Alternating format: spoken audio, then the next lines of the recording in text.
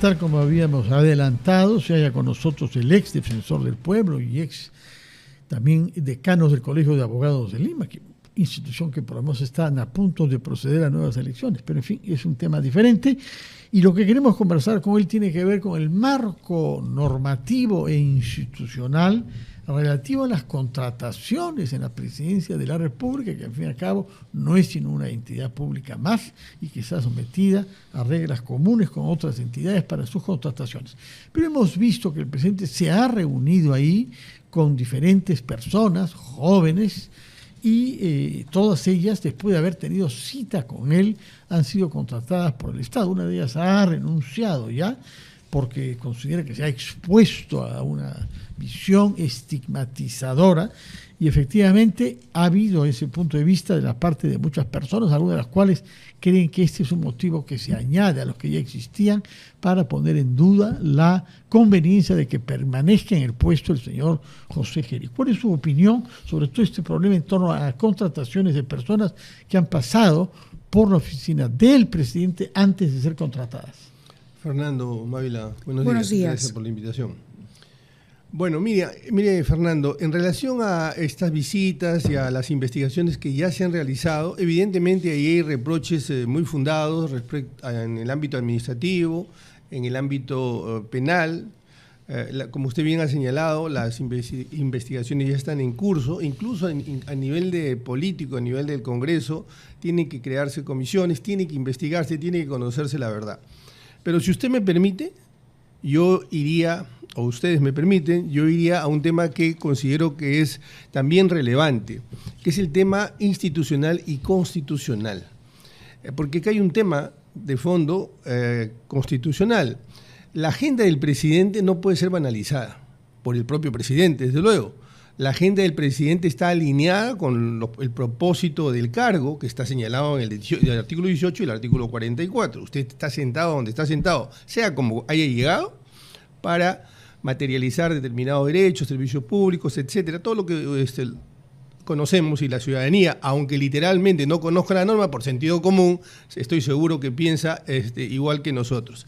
Entonces, la pregunta de fondo es, si él es el jefe de gobierno y jefe del Estado, y como tal debería estar reuniéndose con gobernadores, con alcaldes, para ver cómo destraba determinadas obras, o con autoridades políticas para ver cómo encuentra puntos de consenso para generar, digamos, una agenda pública, o con autoridades e instituciones para ver cómo contribuye con la seguridad ciudadana. ¿Por qué en su agenda le dedica tiempo a reunirse con estas señoritas?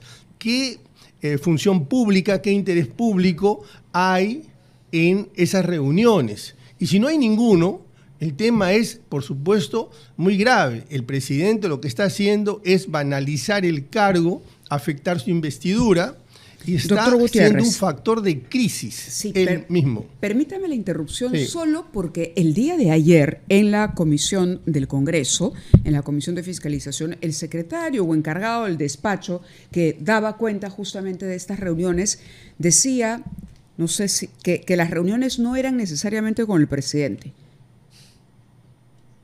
A ver, en los comunicados que hemos leído, el presidente no ha negado, o la presidencia no ha negado estas reuniones. Las reuniones no las ha negado. Y si no han sido con el presidente, debió negarse. Y el secretario no puede decir, no necesariamente utilizando una expresión que nos pone en un limbo de si puede ser o no puede ser. En este momento... ¿Qué es lo que ocurrió con los empresarios chinos? Que dijo, en ningún momento el presidente se ha reunido con ninguno de los empresarios chinos.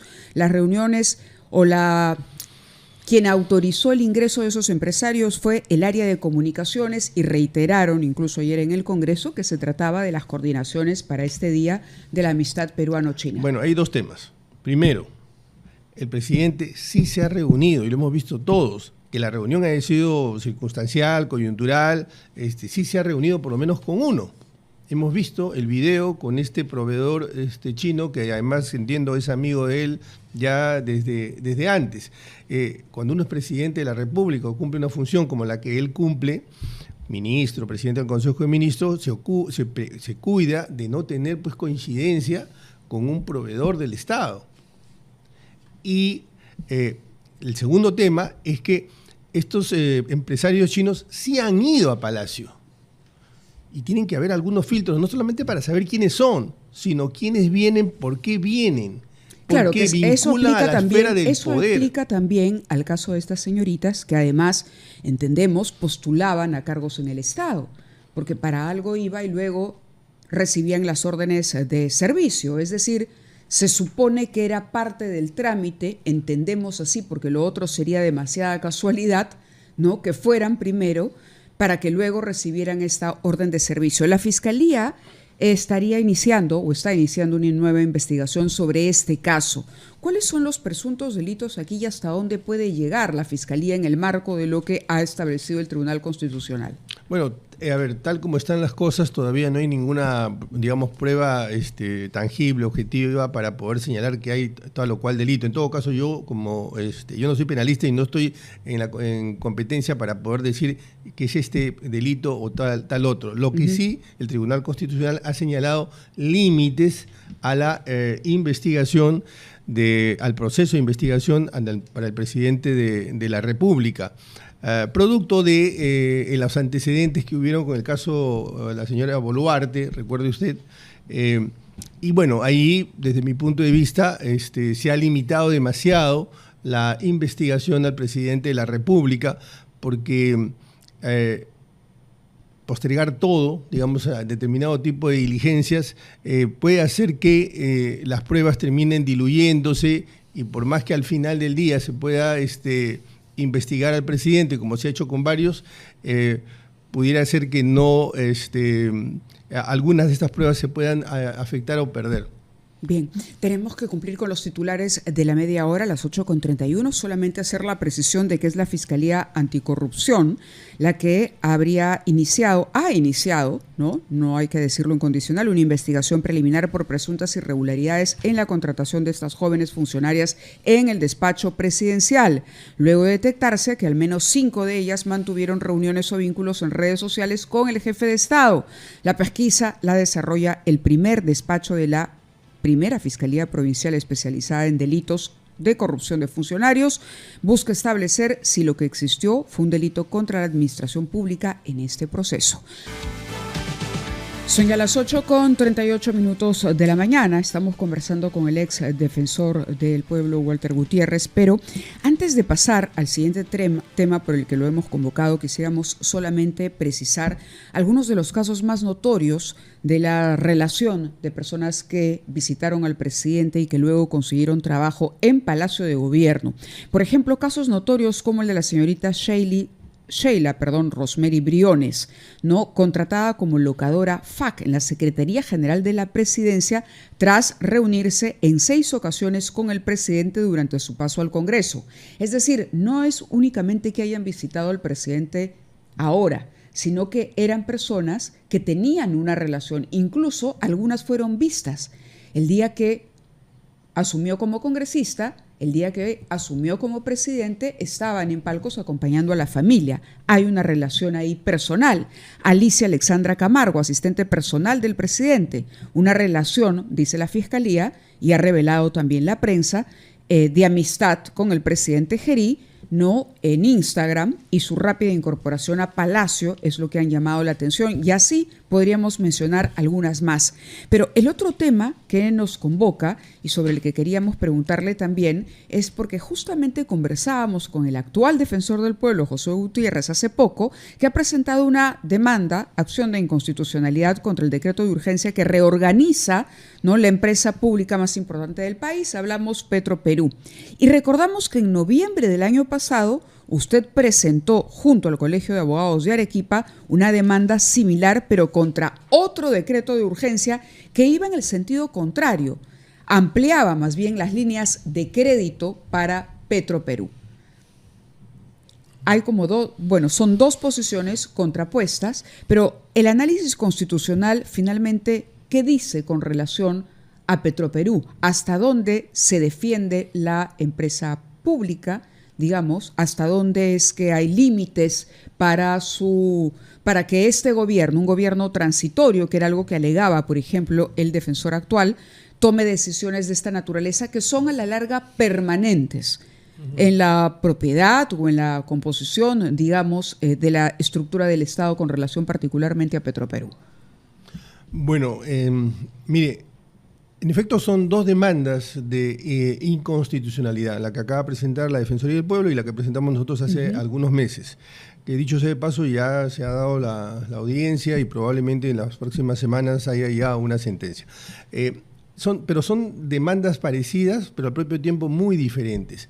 Es verdad que ambas cuestionan el vehículo llamado decreto de urgencia como vehículo, digamos, inidóneo para tomar este tipo de medidas. Ahí podría haber un punto de encuentro, un punto de semejanza, pero donde hay una radical diferencia es que la Defensoría presente el cuestionamiento respecto de este decreto de urgencia para preservar el modelo llamado Petroperú, el modelo empresarial de gestión y titularidad de Petroperú. Petroperú es una empresa quebrada, Petroperú es una empresa tomada políticamente por las altas esferas, pero también por una costra burocrática, que no voy a agobiarlos con números porque ustedes los conocen muy bien, con enormes privilegios económicos. Es una empresa que es incapaz de generar caja operativa para poder sacar adelante. Es una empresa que no va a poder continuar si no se le apalanca directa o indirectamente dinero, incluso ahora. Y es una empresa, y con esto termino este punto, que ha generado cerca de $7.000 millones de deuda. Esa empresa constitucionalmente, éticamente, moralmente es insostenible, Fernando y Mávila, mientras que la Defensoría la defiende alegando que es estratégica. No es estratégica. Claro, y que es inconstitucional o sería inconstitucional hacer un cambio permanente, viniendo sobre todo de un gobierno que encabeza el señor Gerí, que es un presidente encargado, puesto por el Congreso, que no ha sido elegido, digamos, en una elección, en un sufragio. Mávila, enseguida abordo ese tema, no me voy a escapar de ese tema, pero permítame terminar este punto porque a mí me parece central. Mire usted, el modelo de Petroperú es inconstitucional por lo siguiente. En primer lugar, la Constitución dice que el Estado muy excepcionalmente puede ser propietario de una compañía, extraordinariamente, cuando la actividad privada no puede atender, digamos, ese mercado, extraordinariamente. Pero lo que le prohíbe, le proscribe, le niega es que usted jamás me va a gerenciar una empresa, por las razones que estamos viendo. Puede ser usted titular, pero no me gerencie una empresa porque va a suceder que la va a politizar, va a suceder que la va a rapiñar, como ha sucedido con Petroperú. Y no me vengan con que esto ha sucedido recién. Esto no ha sucedido recién. Recuerden ustedes que en la época de Toledo se pasó a Petroperú y con los fondos de Petroperú se compraron cuadros, se amobló palacio, etcétera. Eso no hubiera pasado, pues, evidentemente, en una gestión privada, no obstante que hubiera podido ser,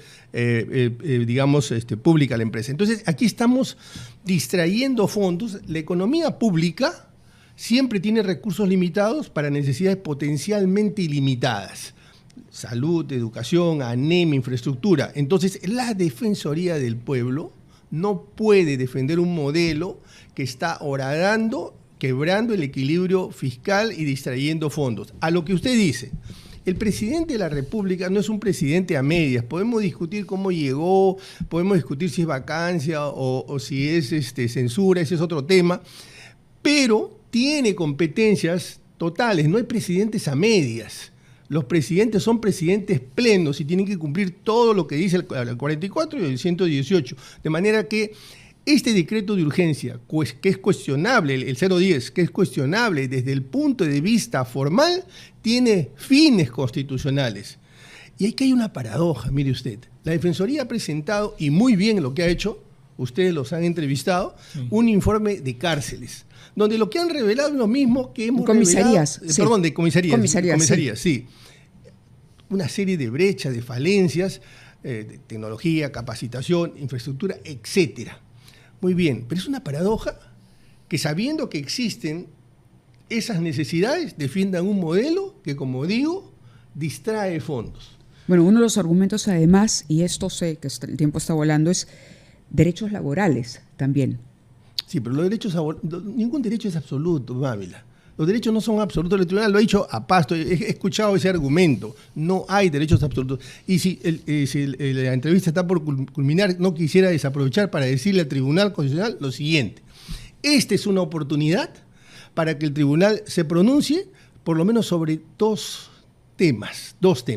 El primero, si es posible que se mantenga un modelo como este, si esto es constitucional. La alternativa sería ¿cuál? Privatizarlo. ¿Se puede privatizar una empresa con las características que usted dice? Es decir, quebrada. Es decir, ¿quién quiere comprarla? ¿Qué garantía podrá tener un eventual inversionista privado de que va a poder remontarla? A ver, esto es un tema evidentemente técnico, pero yo estoy seguro, más de un experto le podrá decir que podría entrar un privado con un paquete accionarial, no necesariamente el mayoritario, pero sí con capacidad de decisiones en la parte técnica, de gestión, ser el titular de la gestión, y que el Estado sea un propietario. Pero permítame terminar lo del tribunal. El primer punto es que el Estado puede ser propietario, pero nunca gerenciar. Es una oportunidad para que el tribunal explique los alcances del artículo 160 de la Constitución, 60 de la Constitución. Y el segundo es el principio de equilibrio fiscal, que es un principio de derecho intergeneracional, no es un principio técnico. No, aquí lo que estamos haciendo es generar deudas para las nuevas generaciones. Eso es irresponsable, éticamente insostenible, no solo inconstitucionalmente insostenible, éticamente insostenible. Estas son dos oportunidades y la causa, la del defensor y la que presentamos nosotros en su hora, para que el tribunal se pronuncie. Así que con todo respeto los animo, los insto, los exhorto a que se pronuncie sobre estos dos temas, porque creo que son de la primera importancia, no por este caso solamente, sino de cara a la gestión del Estado en el futuro. Bueno, dos puntos súper interesantes. Va a ser interesante conocer cuál es lo que finalmente analice y exponga el Tribunal Constitucional. De pronto ya es una oportunidad para dejar esos aspectos claros. Muchísimas